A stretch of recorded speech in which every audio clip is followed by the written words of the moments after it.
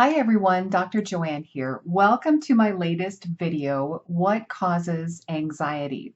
So let's start with the medical disclaimer.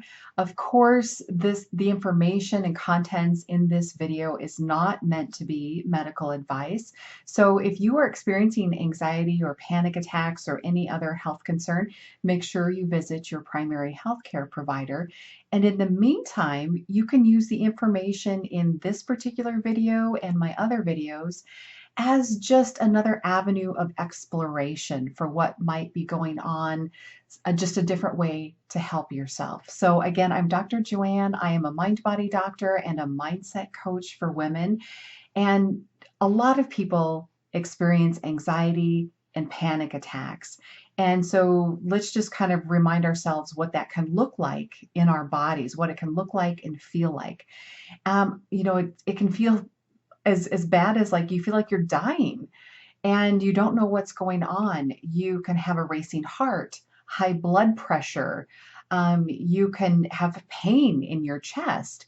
You can have digestive issues. You can have heartburn.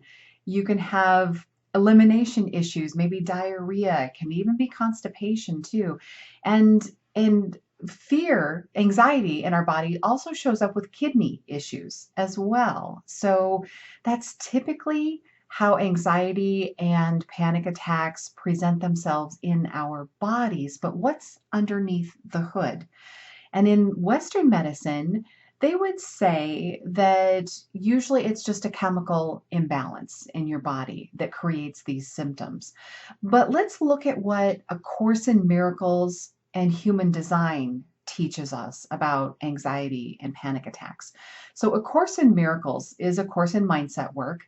And it teaches us that our thoughts create everything. It creates everything in our lives. It creates our physical symptoms. It creates our emotions, all the things, our relationship issues, our money issues, our life circumstances, all the things. Everything begins with a thought. So let's break it down because then human design brings in quantum physics and tells us and teaches us that our thoughts are so powerful that they create a photon storm in our brains that leads to us creating neurotransmitters. And these neurotransmitters are just chemicals that have a frequency and energy of their own, and they lead us to feeling or experiencing certain emotions. And then these emotions, the frequency or energy of these emotions, whether the emotion is fear, anger, despair, grief, or even acceptance, joy, peace, any of the whole broad spectrum of emotions, the frequency of the emotions calibrate our magnetic monopole in the area of our heart. Now, what's the magnetic monopole? This was theorized for a long time and then actually proven in 2015 that we all have this magnetic monopole in the area of our heart. So it's like a magnet, but it only attracts. It doesn't have the double ends like where one end is attracting and the other end is repelling. It's just attracting. And so whatever your energetic emotional set point is, that's how you are calibrating your magnetic monopole. So then that's what the universe brings to you, more of whatever your set point is. So if your set point is like fear and worry, the universe brings you more things to worry about, more things to be fearful about. If your set point is frustration, the universe brings you more things to be frustrated about. If your set point is appreciation or gratitude, the universe brings you more things to be appreciative or grateful for. So that's the magnetic monopole. And we all have this. So it really behooves us to pay attention to our thoughts. And we're not taught to pay attention to our thoughts. So sometimes you just have to slow down and really, really dial in to what are you thinking? What are you telling yourself all day long? What thoughts are going on in your head? What arguments are you having in your head? The other person's not even there, but you're running through all of these different thoughts, these different scenarios in your head, creating these photon storms, these neurotransmitters, and then you're experiencing some type of emotion. So let's dial it into what's creating or what's causing anxiety and panic attacks. And let's just call it fear. A Course in Miracles teaches us that we live in this duality, love versus fear. Love is who we truly are, the energy of love. So it's creator, God, source, Buddha, whatever you want to call love. And then fear would be our ego self, our made up self. So within A Course in Miracles, there's this quote that God didn't create fear. You did. So that's your ego. Your ego's creating fear with your thoughts. And where do we pick up these thoughts? We usually pick them up from other people around us or just our conditioning growing up. So we might listen to what our parents are thinking, or we might just tap into their energy but not really understand what's going on. We pick up fear from the media all the time. We pick it up everywhere. So what are we talking about specifically here that's causing our anxiety and panic attacks? Human design teaches that there's like 7 categories or gates of fear. Gates would just be energy where we have lessons to learn around this energy of fear. And I want you to break it down between, the fear of like imminent death, like I could die if this bear is chasing me. That's one type of gut instinct fear that's life or death. But we have this residual fear that it's not life or death, but it paralyzes us. It overwhelms us. It keeps us stuck and we can't move forward. We just can't get out of these patterns. So here's 7 basic patterns from human design that I want you to just listen to and see if you resonate with these patterns and see if like, oh my gosh, yeah, I have this going on. Okay, so number 1 would be fear of inadequacy. So you don't feel like you're enough. You don't feel like you're prepared. You feel like you're constantly trying to prove yourself. Maybe you have so many certificates and so many degrees. You take all the classes because you just feel this need to know like something's missing in your life. Maybe there's a little bit of fear of missing out in there too, that FOMO stuff. So inadequacy, not enough, not prepared, trying to prove yourself. That type of thought process, if you're worried about that constantly, that can push you over the edge into anxiety and panic attacks if left uncontrolled long enough. So that's one category. Another category would be the fear of the future. So here, you're so afraid of what might happen. What if? What if I get into an accident? What if I get sick? What if a loved one dies or gets hurt or gets into an accident? What if, what if, what if, what if? Constant worrying about what might happen in the future. That is paralyzing as well. It'll just shut down your guidance system. So you won't know what's going on. You'll be so caught up in the future, you'll be paralyzed and it keeps you stuck. And then it shows up in your body as anxiety and panic attacks. Okay, the third area of a category of fear would be fear of the past, fear of making mistakes, making the same mistakes over and over again. Fear that I can't shake these old patterns and then you stay stuck in them. So there you're worrying about the past. You're stuck in the past and you just keep recreating your future with your past. And you keep repeating the same mistakes over and over. Even though you're afraid of making the mistakes, you keep repeating them over and over. So see if you resonate with that one. Another category would be around nurturing. So a lot of women have fears around fear of responsibility and guilt, fear of disappointing others, like you're afraid of disappointing others or letting them down.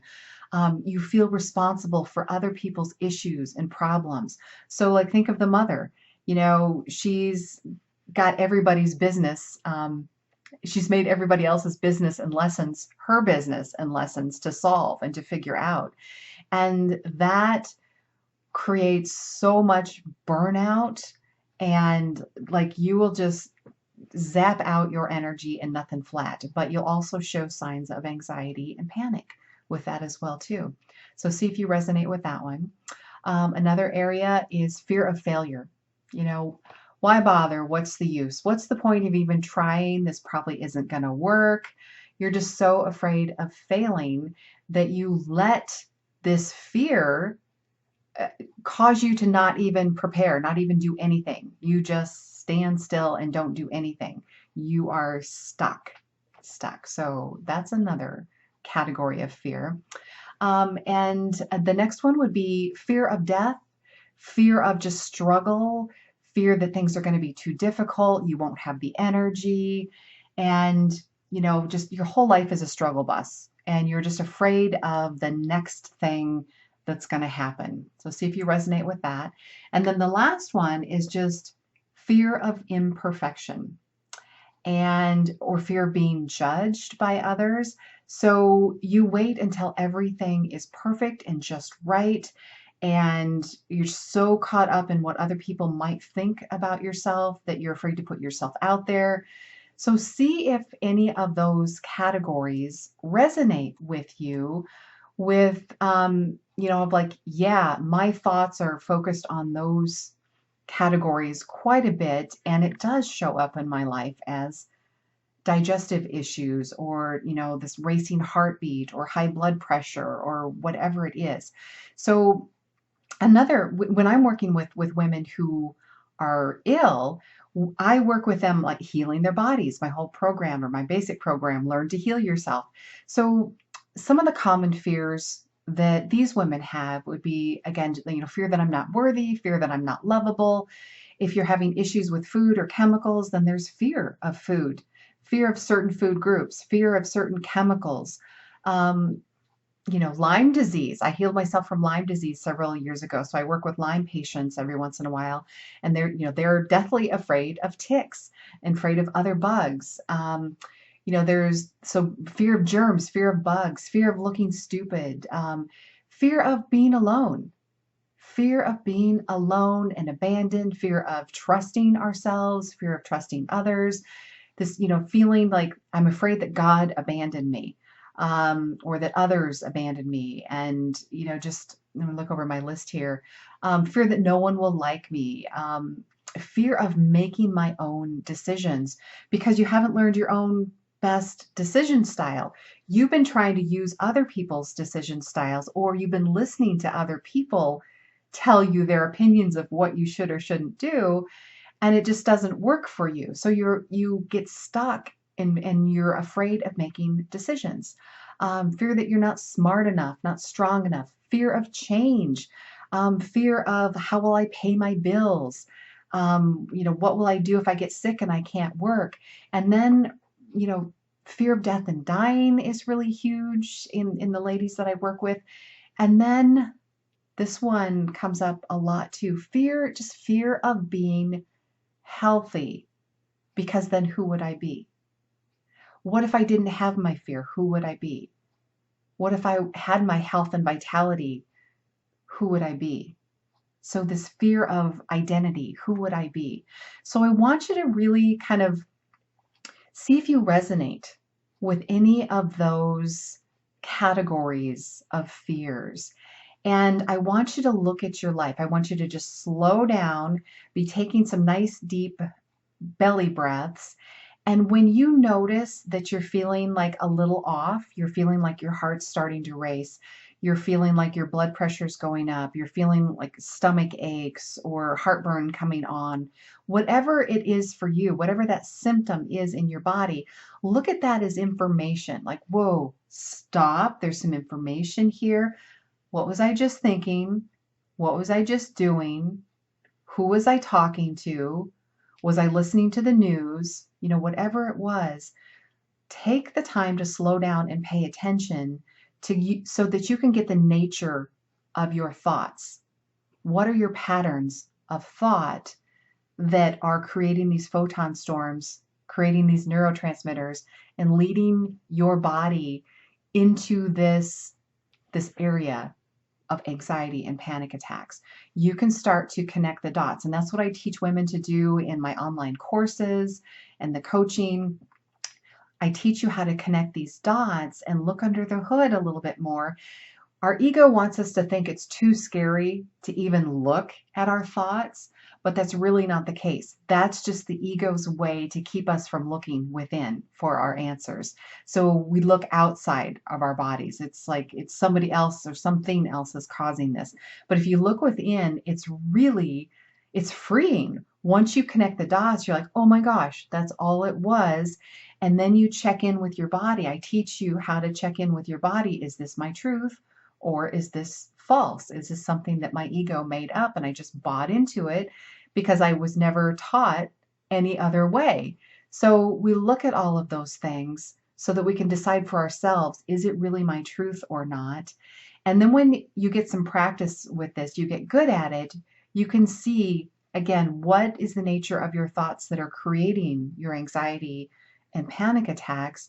So then you can get to work on turning those particular things around, coming up with new stories, new things to believe over time that gets you into a better frequency. So you're reprogramming your subconscious mind, plus you're reprogramming your magnetic monopole to a better vibration, a better frequency, so that you can attract something that feels better in your body, and your body then will start to reflect a better vibration. So it's all about getting to a higher frequency, better emotions, better thought patterns, so then our body then reflects that.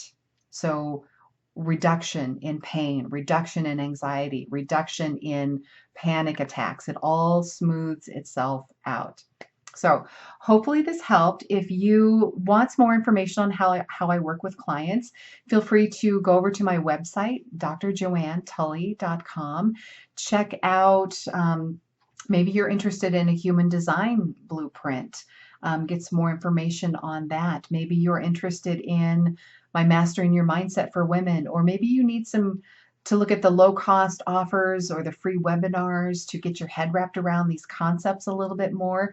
You can also schedule a 30-minute chat with me, a discovery session where we can explore what's really getting in your way to move past your issues so that you can experience your natural vitality, your joy, your peace, your clarity, all of those things, and your natural well-being. And let me know how else I can help you. Hopefully this served you. Make sure you subscribe to this channel, like the video, share it out, leave a comment if you have any questions or comments, and stay tuned for my next video, how to heal anxiety using your mind. Thanks for watching, and I'll see you in the next video.